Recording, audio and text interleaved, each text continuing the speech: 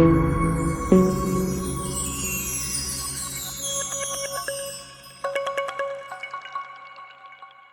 मुलांनो, आता आपण सुरू करूया पृष्ठफळ आणि घनफळ या पाठातील स्वाध्याय 12.1 मधील प्रश्न क्रमांक 4. 7 सेंटीमीटर बाजूची लांबी असलेल्या एका घनाच्या एका भागावर एक अर्धगोल बसविला आहे. तर त्या अर्धगोलाचा जास्तीत जास्त व्यास किती असेल? अशा रीतीने बनलेल्या घनाकृतीचे पृष्ठफळ काढा. येथे आपण घनाकृती बनवून घेतलेली आहे. यामध्ये हा 7 सेंटीमीटर बाजू असलेला घन आहे आणि त्यावर हा अर्धगोल बसविला आहे.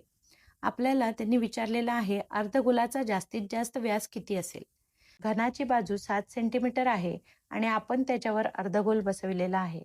त्यामुळे अर्धगोलाचा जास्तीत जास्त व्यास देखील 7 सेंटीमीटरच असेल. म्हणून आपण प्रथम येथे लिहून घेऊ अर्धगोलाचा जास्तीत जास्त व्यास म्हणजे स्मॉल डी बरोबर 7 सेंटीमीटर. यावरून आपण त्रिज्या काढू शकतो.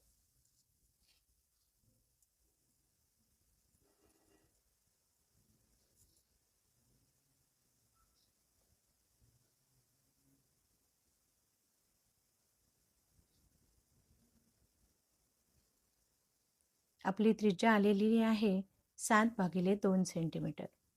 आता आपल्याला घनाकृतीचे एकूण पृष्ठफळ काढण्यासाठी सांगितलेले आहे. घनाकृतीचे एकूण पृष्ठफळ काढण्यासाठी आपल्याला पहिल्यांदा घनाचे पूर्ण पृष्ठफळ काढावे लागेल.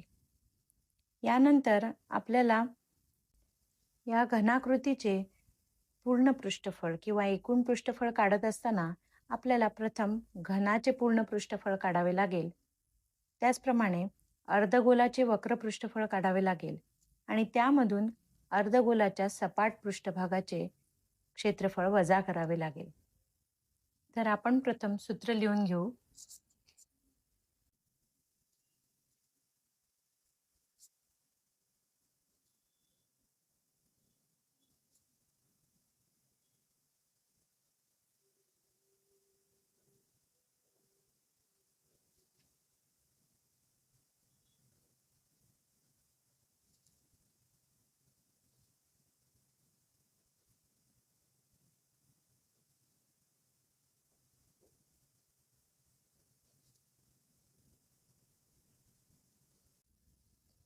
येथे आपण अर्धगोलाचा सपाट भागाचे क्षेत्रफळ वजा केलेले आहे.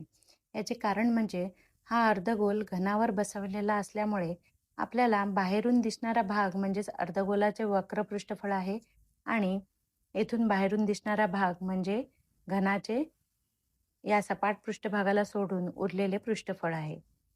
घनाचे एकूण पृष्ठफळ काढत असताना सूत्र घेऊया 6 गुणिले बाजूचा वर्ग.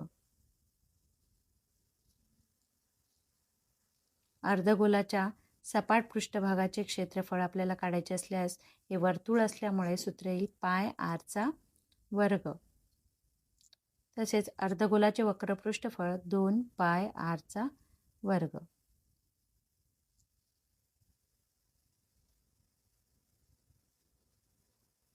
येथे वजा चिन्हाच्या समोर काहीच नसल्यामुळे म्हणजे आपण 1 आहे असे समजून घेऊ व या 2 मधून 1 वजा केल्यास आपल्याला पुन्हा अधिक πr² असे मिळेल.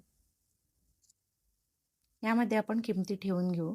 6 गुणिले घनाची बाजू आहे 7 गुणिले 7 अधिक 22/7 गुणिले r ची किंमत आहे 7/2 गुणिले 7/2.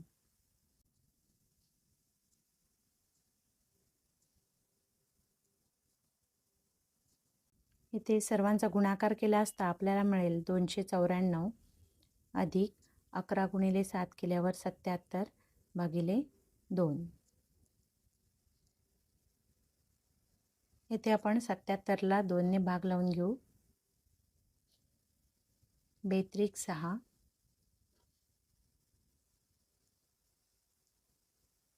2×8 16. इथे 0 घेतल्यावर इथे दशांश चिन्ह लागेल. 2×5 10 अधिक 38.5 5 यांची बेरीज केल्यास आपल्याला मिळते 332.5 सेंटीमीटरचा वर्ग. चला मुलांनो, आज आपण सुरू करूया पृष्ठफळ आणि घनफळ या प्रकरणातील स्वाध्याय 12.1 मधील प्रश्न क्रमांक 5. एक घनाकार लाकडी ठोकळ्याची एक बाजू कमी करत त्यात एक अर्धगोल तयार केला, ज्याचा व्यास L आहे, जो ठोकळ्याच्या एका बाजूच्या लांबीशी समान आहे. तर ठोकळ्याच्या राहिलेल्या भागाचे पृष्ठफळ किती असेल ते निश्चित करा. इथे आपण आकृती काढून घेतलेली आहे. हा घन आहे आणि या घनामध्ये अर्धगोल तयार केलेला आहे. या अर्धगोलाचा व्यास आपल्याला L असा दिलेला आहे. त्याचप्रमाणे घनाची लांबी देखील L आहे. त्यामुळे आपण प्रथम ठोकळ्याची बाजू त्याची लांबी लिहून घेऊया. ती आहे L आणि अर्धगोलाचा व्यास देखील L आहे. अर्धगोलाची त्रिज्या म्हणजेच R बरोबर L भागिले 2. आता आपल्याला ठोकळ्याच्या राहिलेल्या भागाचे पृष्ठफळ काढायचे आहे. म्हणजेच ठोकळ्यामधून हा अर्धगोल कोरून काढलेला आहे आणि ह्यामधून आता ठोकळ्याचा जो राहिलेला भाग आहे त्याचं पृष्ठफळ आपल्याला काढायचे आहे. मग आपल्याला प्रथम ठोकळ्याचे संपूर्ण पृष्ठफळ काढावे लागेल आणि त्यामधून ह्या सपाट भागाचे पृष्ठफळ वजा करावे लागेल. तसेच त्यामध्ये या अर्धगोलाचे वक्र पृष्ठफळ देखील मिळवावे लागेल. आपण प्रथम सूत्र तयार करून घेऊ.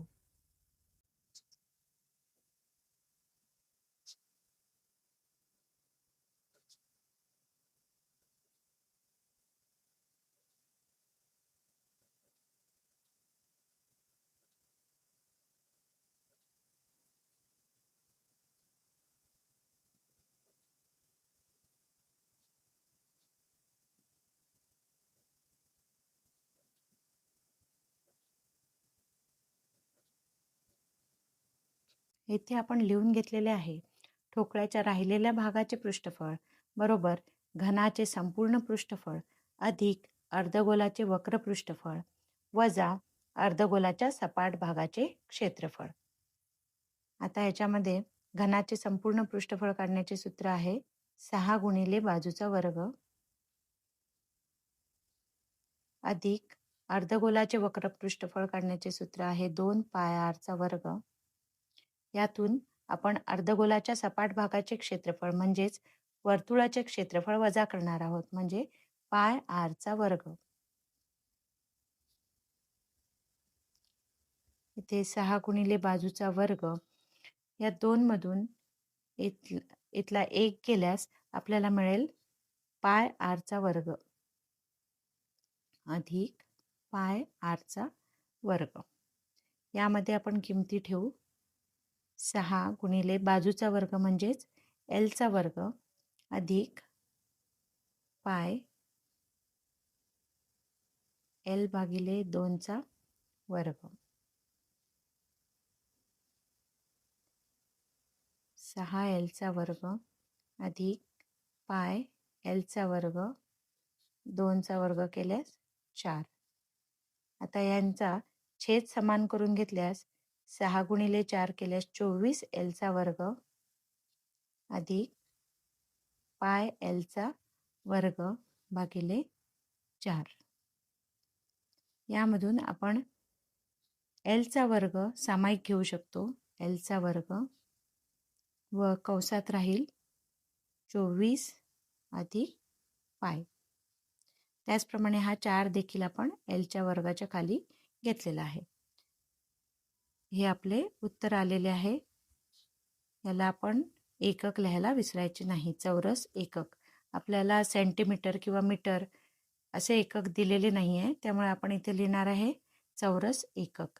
ही ठोकळ्याच्या राहिलेल्या भागाचे पृष्ठफळ आहे.